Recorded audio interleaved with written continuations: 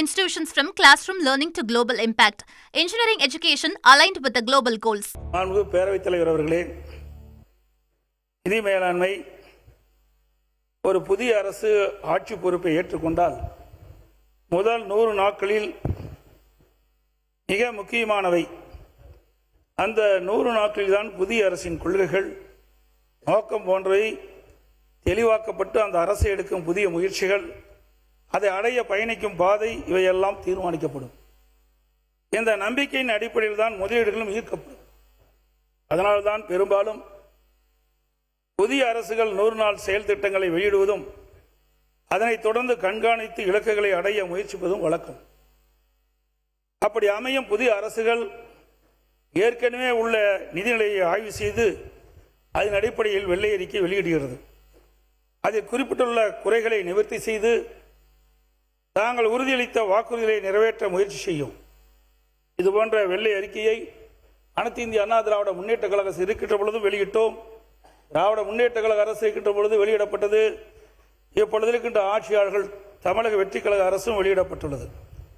இதை வருங்கால திட்டங்களை வகுக்க ஒரு அடித்தளமாக பயன்படுத்துவது வழக்கமான ஒன்றாகும்.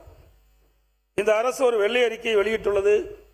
அதில் தமிழ்நாட்டின் கடன் சுமை 13,18,000 கோடியாக உயர்ந்துவிட்டது என்றும், வருவாய் பற்றாக்குறை வரலாறு காணாத அளவு 78,324 கோடியாக உயர்ந்துவிட்டது என்றும் குறிப்பிடப்பட்டுள்ளது.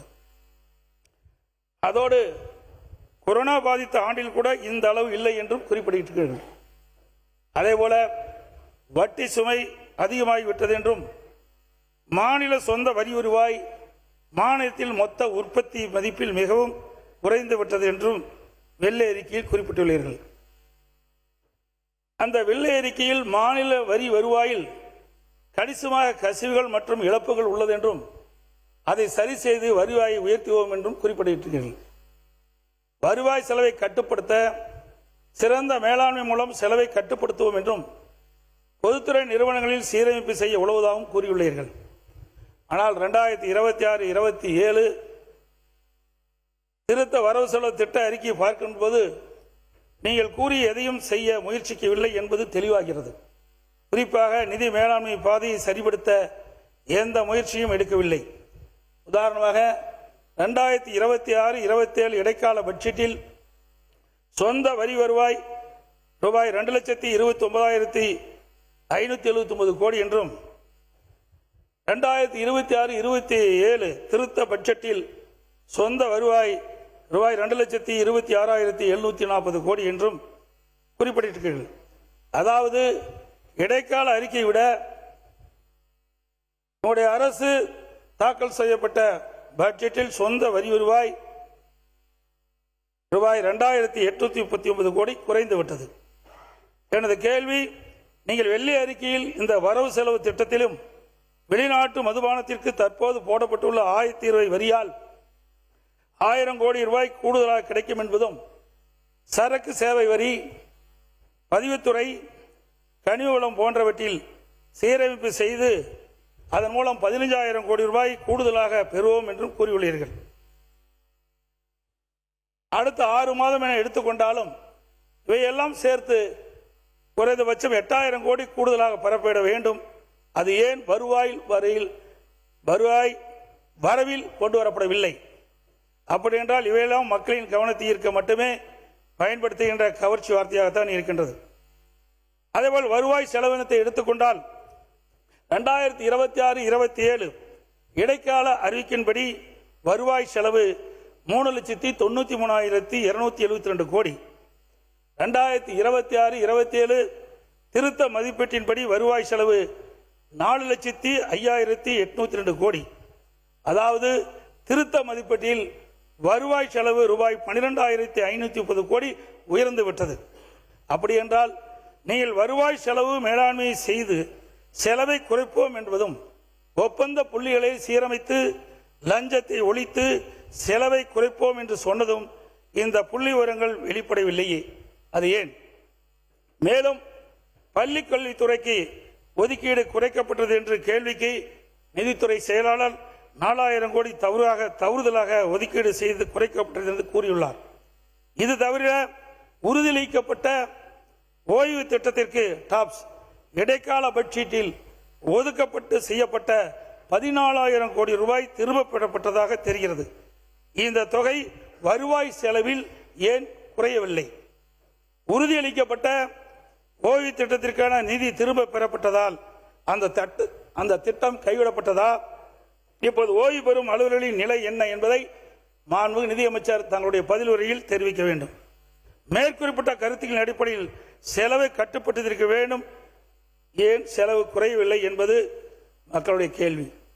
நீங்கள் அறிவித்த புதிய திட்டங்களில் செலவு கணிசமாக உள்ள குளறுபடி செய்யப்பட்ட பயிர்க்கடன் தள்ளுபடி 5,932 கோடி, மின் கட்டணம் உயர்த்திட்ட தந்த 200 யூனிட் இலவச மின்சாரம் 1,545 கோடி, தாய்மாமன் தங்க மோதிரம் 564 கோடி, அண்ணன் சீர் 818 கோடி, இதையெல்லாம் சேர்த்தால் கூட 8,840 கோடி தான் வருகிறது. எனவே வருவாய் செலவு ஏன் கட்டுப்படுத்தவில்லை என்பதற்கு மாண்புமிகு நிதியமைச்சர்கள் பதில் உரைகளை விளக்கப்பட வேண்டும். இப்படி வருவாய் பெருக்கவும் நடவடிக்கை இல்லை, வருவாய் செலவை கட்டுப்படுத்தவும் முயற்சிக்கவில்லை. எனவே வருவாய் பற்றாக்குறை 48,696 கோடியிலிருந்து 55,775 கோடியாக இப்பொழுது உயர்ந்து விட்டது. அதேபோல மூலதன செலவை பொறுத்த வரைக்கும் ஏற்கனவே இடைக்கால பட்ஜெட்டில் 59,562 கோடியாக இருந்தது.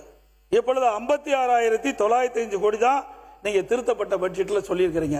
அதிலையும் கிட்டத்தட்ட 2,577 கோடி மூலதன செலவிலும் குறைக்கப்பட்டு. மாநில உற்பத்தி மத்தியில் மாநில சொந்த வரி வருவாய் பங்கும் உயரவில்லை. ஆகவே நிதி மேலாண்மைக்கான பாதை சரிவர தெளிவுபடுத்தப்படவில்லை. அதற்கான எந்த முயற்சியும் இந்த பட்ஜெட்டில் எடுக்கப்படவில்லை என்பதுதான் இது தெளிவாக காட்டுகிறது. 2011 இதயம் புரட்சித் தலைவி அம்மா அவர்கள் பொறுப்பேற்கின்ற பொழுது பெரிய அளவு கடன் சுமை இருந்தாலும் சுமார் 14,000 கோடி வரை கூடுதல் நிதியை திரட்டி பல திட்டங்களை நிறைவேற்றினார்கள். ஆனால் தமிழக வெற்றி கழக அரசு நிதிநிலையை சீரமைத்து நிதி மேலாண்மைக்கான பாதையை சரிவர வகுக்கவில்லை என்பது இங்கே குறிப்பிட விரும்புகின்றேன்.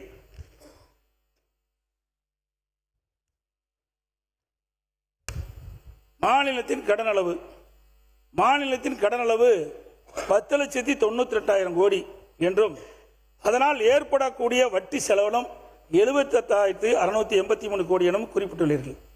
மாநில உற்பத்தி மத்தியில் நிகர கடன் அளவு கடந்த ஆட்சியில் வெளியிட்ட இடைக்கால நிதிநிலை அறிக்கையில் 27.03% இருந்தது. இப்போது நீங்கள் சமர்ப்பித்துள்ள நிதிநிலை அறிக்கையில் இது 27.01%. எனவே கடன் அளவிலும் அதன் சுமையிலே எந்தவித மாற்றமும் இல்லை.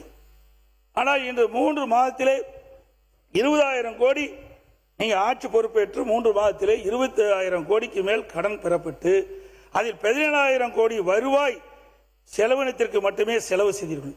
இதே நிலை தொடர்ந்தால் கடந்த 5 ஆண்டு காலம் உங்களுடைய ஆட்சி நீடித்தால் 10 லட்சம் கோடி கடலில் இருந்து 20 லட்சம் கோடியாக உயர்த்தி விடுங்கள் என்பது சந்தேகமில்லை. Saram institutions from classroom learning to global impact. Engineering education aligned with the global goals.